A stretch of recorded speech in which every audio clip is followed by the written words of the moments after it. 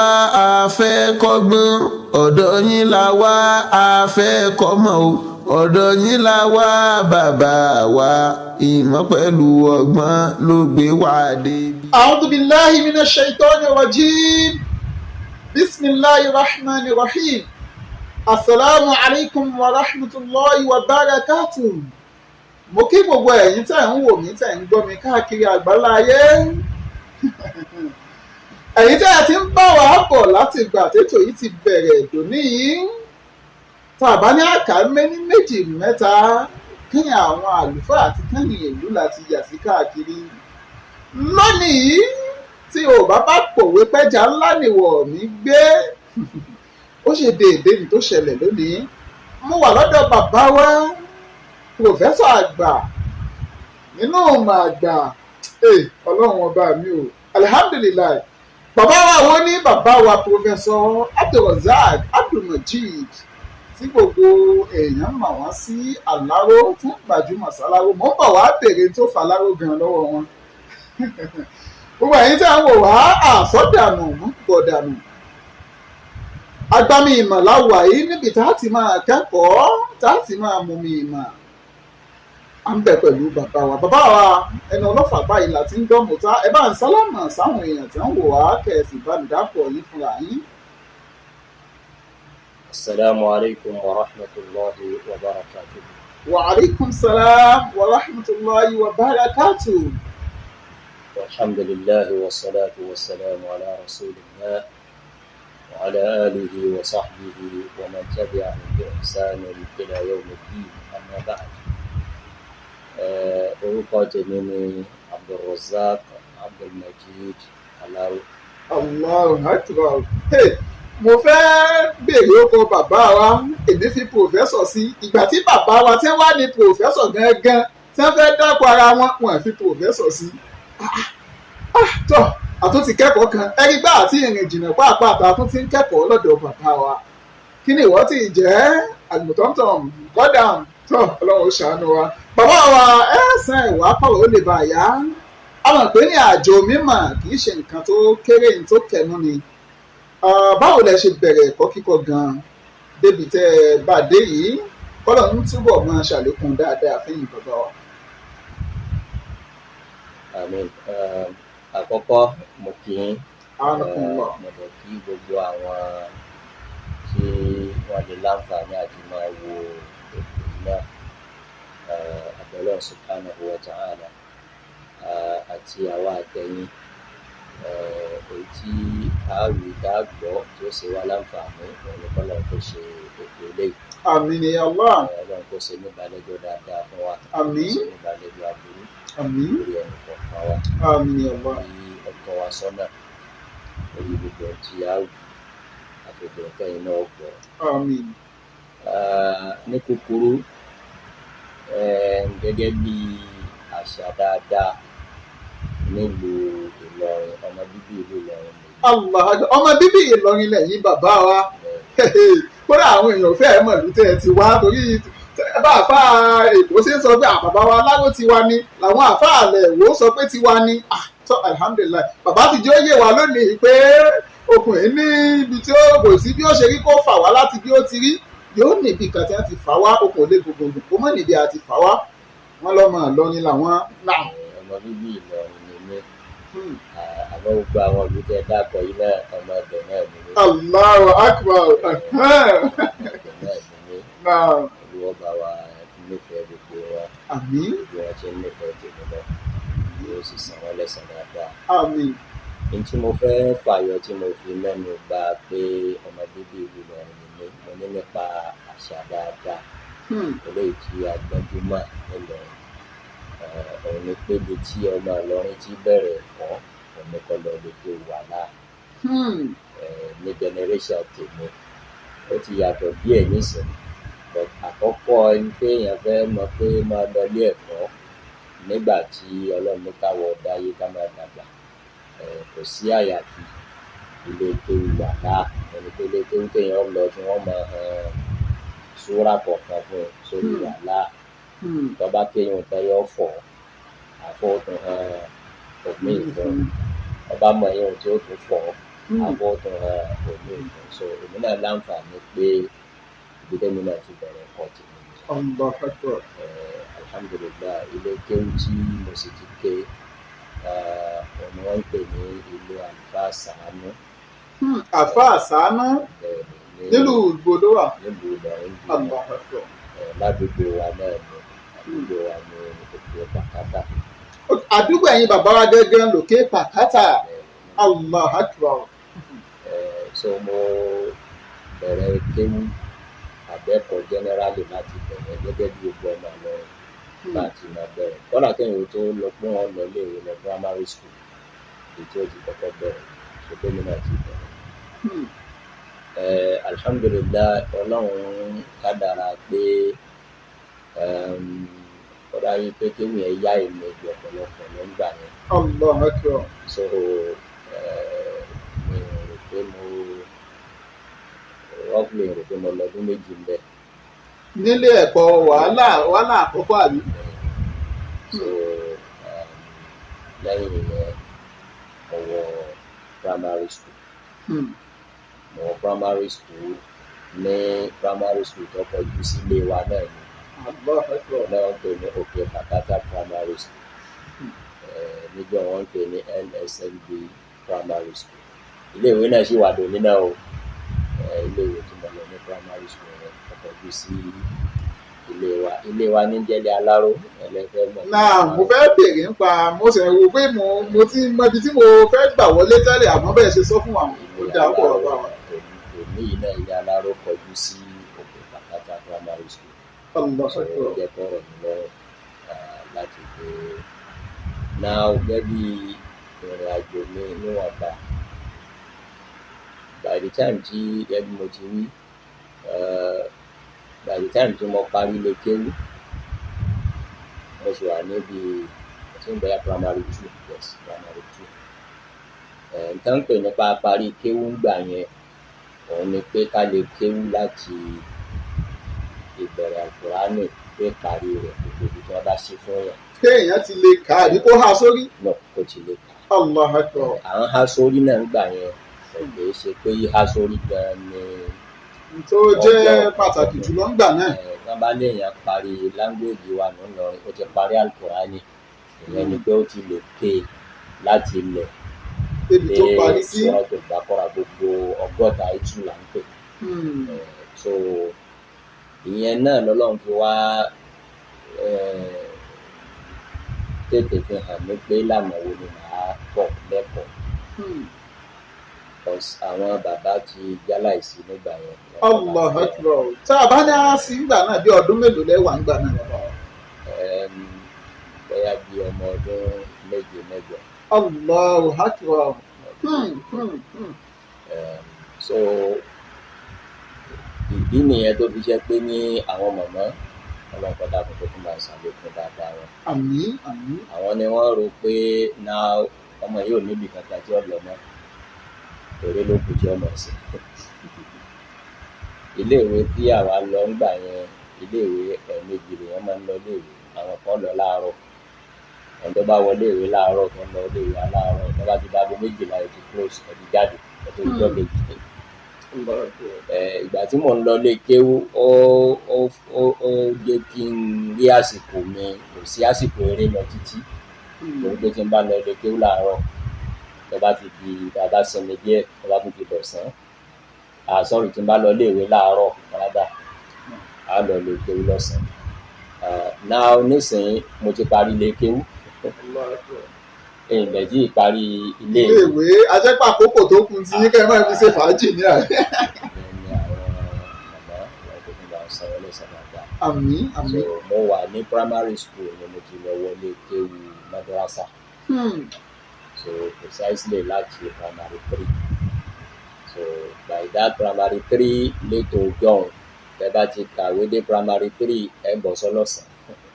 Primary 1 and 2 aláàárọ̀ ẹ̀dẹ́ yẹn bá ti dé primary 3 ọ̀sán ní ọ̀gbà wa kò ní lọ láàárọ̀ mọ́ tiẹ̀. láàárọ̀ mọ́ tí ó fi dé primary 6 tó bá dé primary 6 yóò tún padà sáàárọ̀. So ó jẹ́ kí wọ́n lè bá ń tó bẹ́ẹ̀ gẹ́gẹ́ bí ìdáyà Ọlọ́run tó tẹ̀ náà kí n máa lọ iléèwé ọ̀sán ló kù tí máa lọ. Allah mo ti dé primary 3 so níbo lọ́mọ wa lọ láàárọ̀ àbí káwọn òbí mi sí ilé kéwú àwọn máa ń pè ń gbà wọn ní ilé kéwú ẹ̀lìmí. ilé kéwú ìlìmí kí náà pè ilé kéwú ìlìmí. ìtumọ̀ ẹ̀ ni pé ó ti yàtọ̀ fún ilé kéwú wàhálà ilé kéwú wàhálà láti lọ tẹ́lẹ̀ yẹn lọ ní ìsìn ilé kéwú ìlìmí wọn làwọn ń pè madrasa. Allahu akbar ìlìmí wọ́n pè ń gbà náà. ìlìmí lè mú gbajúmọ̀ ló ń pè nínú ìdí nìyẹn tí mo fi ọkùnrin wọ mọ́hìkì معهد العربي الإسلامي التابع لجمعية محي الدين الإسلامي هنا لدي كلية محي الدين nínú Ìlọrin náà àbí náà ló tún ti di كلية محي الدين للتربية Allah ti di college of education lónìí kọ́dà ń gbèrò pé pẹ̀lú òkú ọlọ́run ọlọ́run sọ di yunifásitì. àmín ya Allah. bàbá tí wọ́n dá ilé tó yìí kalẹ̀ wọ́n ṣe wàhálà lórí àwọn ọmọ mùsùlùmí púpọ̀ ọmọsàgbà ọsàlẹkùn dáadáa ọsàn ẹlẹsàn dáadáa o so ní kúkúrú láti bẹ̀rẹ̀ bó ṣe di pé mò ń lọ méjèèjì pọ̀ ẹ bá nígbàgbé mo ní primary school ẹ bá gbé primary 6 nígbà yẹn ẹ padà sáàárọ̀ mo fẹ́ ní ìṣù bí ẹ gbà yẹn. Assalamu alaikum wa rahmatullahi wa barakatuhu. Knowledge is facts, information, or skills. Al-Yamana International School dé. Ilé ẹ̀kọ́ kan pàtàkì tá a ti ń fọ́mọ lómi ọgbọ́n ibi ìmọ̀ ẹ̀kọ́ ìwé àti kéwú sodo sí fẹ́ni tó bá fẹ́ tọ́mọ rẹ̀. Ilé ẹ̀kọ́ pọ̀ nílẹ̀ yìí eyín ọ̀gán dáyọ̀ gédéǹgbé láàrin egun tó fi kalẹ̀ sérígì ni. Ìmọ̀ tó yè kooro ni káwí àbí tàwọn àyíká wọn tó dùn rí àwọn olùkọ́ wọn pérégedé ìjọba tún fóńtẹ̀lú ilé ẹ̀kọ́ wọn gbà. Ìlànà bọ́mọ ṣe Al-Qur'ani tó wà gédégbé àti kéwú àtìwé jẹ́ kí wọ́n yọ gbangba bí àlà. Ìgbanisí yàrá àkàwé láti bẹ̀rẹ̀ pẹ̀pẹ̀ délé ẹ̀kọ́ gíga ń lọ lọ́wọ́. Nursery 1 sí 2 àti primary 1 títí dé 5. Ilé ẹ̀kọ́ girama tún bẹ JSS tó fi dórí SS classes ló wà. Nọ́mbà 37 Ògoolúwa street Ọ̀sìmáwá road Láborí Ọlọ́jà Líkòsí Ògìjó nílé ẹ̀kọ́ wọn dúró sí Tandi. Ẹ tún lè kàn sí Gbága road Ẹ̀ríyọ̀ village Ògìjó nípínlẹ̀ Ògùn ni. Bákan náà Múlẹ́rúwá Gbága off Ìkòròdú express road. Ẹ wo olóyè náà ẹ lè kàn sí wọn lágbègbè Mọ́yá Ìkòròdú nípínlẹ̀ Èkó. Ẹ sì lè pè wọ́n sórí àwọn ẹ̀rọ ìbánisọ̀rọ̀ wọ̀nyí 08163548947 tàbí 08034026394 tàbí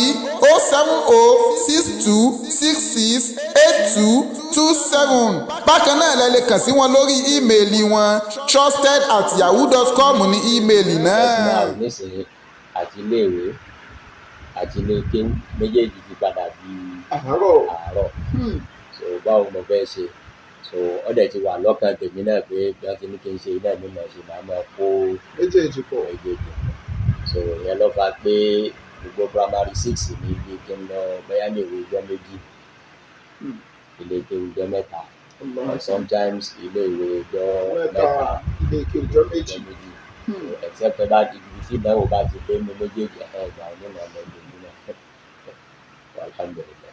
So alhamdulillah. So ìyẹn ni láti mú ìdí yìí ni Ọlọ́run ti wá ṣètò gbogbo lórí àjò mi ti padà rí lẹ́yìn pé ní ètò tọlọ́run ó wù àwọn òbí mi pàtàkì jùlọ àwọn ọmọ tó yí wọn ṣẹ́kù láyé kọ́lọ́kọ́ bá mi ṣàlékún dáadáa wọn tó ń darí wọn pẹ́. Ó wù wọ́n bó ṣe jẹ́ pé gbogbo wa ní ìdílé wa kò sẹ́ni tí ó kàwé. Ó wù wọ́n kémi náà kà. Allah akbar. Wọ́n ilé ibi tí a ti ń kàwé gan lẹ ti jáde. Allah akbar. But kéwù wù wọ́n ju kí n kàwé lọ. At the same time bẹ́ẹ̀ lọ́nu wọn náà ní ká àmọ́ yìí nìkan ni ó gba àwọn ẹ̀gbọ́n àbúrò rẹ̀ ní ìlú kàwé. Ọlọ́run wá ṣe pé ní ara àjọ àti mọ̀ọ́sẹ́ fún àwọn bàbá wa tí wọ́n bá mọ̀ ìlú mú ìlú ìkàlẹ̀ méjèèjì làwọn wá kó pọ̀. Allah akbar. Bẹ́ẹ̀ ṣe ń kéwù lẹ̀ ń kàwé. Ṣèlójọ́ jẹ́ pé títí lòní èmi ò lọ léèwé mi ìpapọ̀ mọ́ ìlú. Allah akbar. Ní Gẹ̀ẹ́sì sì dán gẹ́gẹ́ tó lẹ́nu rí ibi tẹ́ ẹ̀ ti ń sùn òyìnbó. Alhamdulillah. Inú ìdí náà mo ti ta àmàkádà àdòtìláyé àti kéwù àlè àgbàdíyà àfáànà ìlú. Ibẹ̀ náà mo ti wá ka secondary school. program tí mo ń gbé wọn nígbà yẹn níbi teachers college níjọ́ yẹn wọ́n ń pè ní true teachers college certificate òun ló ṣe déédéé nígbà tí yẹn ṣe WAEC àbòsí NECO so the same category ni wọ́n títí dìsín náà government yìí ara fi déètì true teachers so true teachers làwọn bá jáde nígbà tá a lọ teachers college.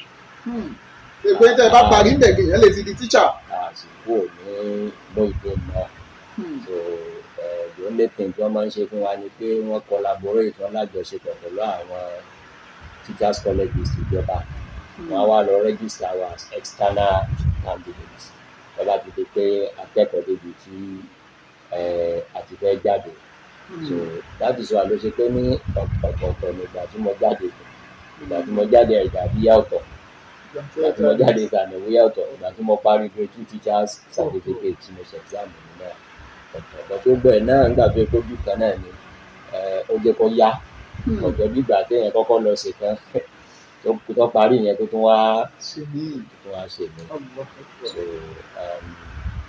ní gbogbo ẹ̀ Ọlọ́run á ní kí n parí gbogbo ẹ̀ Sanawiya ni àti secondary school mi tí mo tẹ̀lé gbé fún teacher certificate exam ní 1987 mo sọ pé mo parí Sanawiya 1985 ọ̀tọ̀ọ̀tọ̀ ní gbogbo ẹ̀ but èmi ò kó lè kéwú nígbà tá a ṣe wá lè kéwú náà ni.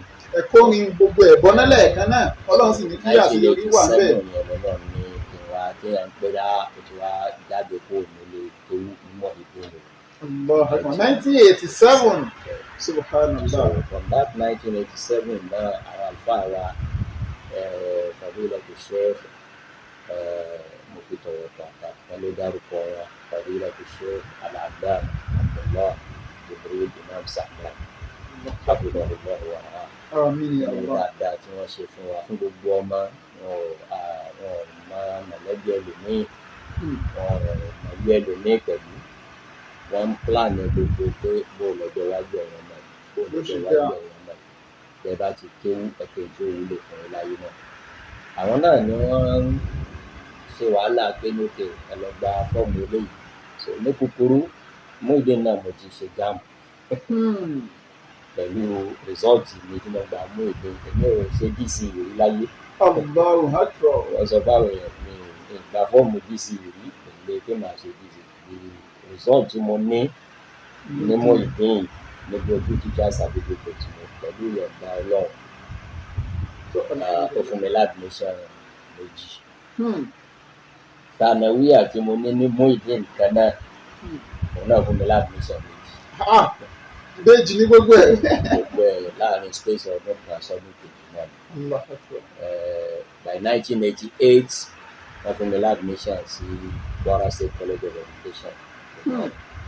So láti wá rí Arabic Islamic Studies Education so gẹ́gẹ́ bí ètò ti NC so but at the same time àwọn àlùfáà wa gbà wá yànjú pé ẹgbà bíi mo ní mo ti ṣe JAMB náà mo pe àwọn èèyàn ń bẹ̀rù bà wá pé ẹ̀mọ̀ ara yín ṣé yín ni wọ́n gbà ní ọ̀nà poli náà ọ̀nà College of Technology ọ̀nà NCE ló jẹ́ ká kọ́ ọ̀nà NCE pé bóyá bá bá parí NCE ẹ̀kọ́ yunifásitì. ọ̀nà Ọlọ́run ẹ̀dá àmọ́ rẹ̀ mo ṣẹ̀ṣẹ̀ ń parí 4th semester mi ní College of Education wọ́n bá send admission letter wọ́n JAMB pé wọ́n ti fún mi admission wọ́n wá rí the law Allahu Akbar. Ahmadu Bello University Zaria. Allahu Akbar. ní choice táwọn àlùfáà wa bá ti wí fún wa náà tó rà mọ̀ pé wọ́n mú wa bí ọmọ ni so wọ́n kàn pè mí náà ní Abdulrasaq ó fi tó ṣe ń lọ wá máa lọ Zaria. so bó ṣe bí mo bèrè faculty of law ní Ahmadu Bello University. Àwa ní first set wọn àgbà yẹn rí ní Ahmadu Bello University particularly ní faculty of law through nǹkan pè ní indirect entry ẹni pé ọmọ tó ṣe jáde secondary school ọwọ́ àwọn university ABU kì í ṣe ABU ń ṣe ní wípé abẹ́rẹ́ láti 200 level àwọn tó ti ní diploma orí wa ni wọ́n ti bẹ̀rẹ̀ àwọn náà kọ́ fi test form pé ABU náà máa gba JAMB So alhamdulillah. So by January 1989, Allah so as a law student, so tí ó sì ti wà nínú admission letter mi pé èmi ó ṣe ṣẹ̀rí àtọ̀ lọ tí wọ́n kọ́ mọ́ lọ. so ọláwọ̀ kan tí wọ́n gbà bẹ́ẹ̀ so pé tí mo take tí mo apply fún mi jáàmù náà nínú ọlá ọlọ́run tó fà àlùbáríkà sí gbìyànjú àwa àfa wa not ìgbìyànjú tiwa ọmọ ọdún mélòó ni wọ́n gbà ń lọ́ba bíi tiwa sí ni àwọn òbí wa àwọn àfa wa ọlọ́mọ sàṣán ọlẹ́sìn dáadáa. Mo ní gbogbo ẹ̀ làwọn àfa wa ń gbìyànjú mo mọ̀ láti ìgbà tá a ti jáde mo ní ọdún ọmọ ni mo jáde Nàìjíríà 1985 àti ìgbà yẹn ni wọ́n ti ń process ilẹ̀ lárúbáwá fún wa. Allahu Akbar. Táwọ̀ wọn ò dẹ̀ ara tí mo fẹ́ kọ́ jẹ́ kọ́ nìyẹn. Àwọn náà wọ́n ń fìwé wa ránṣẹ́ síbí wọ́n ń fìwé wa ránṣẹ́ pé ká lọ ká rí mínítà ká lọ pọ̀ wọn ò lè garanti pé gbà wo ni ó dé àbí yóò tiẹ̀ dé rárá. Àwọn náà wọ́n tó ní lọ gba fọ́ọ̀mù NC lọ ṣe jáàmù wọn ò sáfẹ́ ká dúró.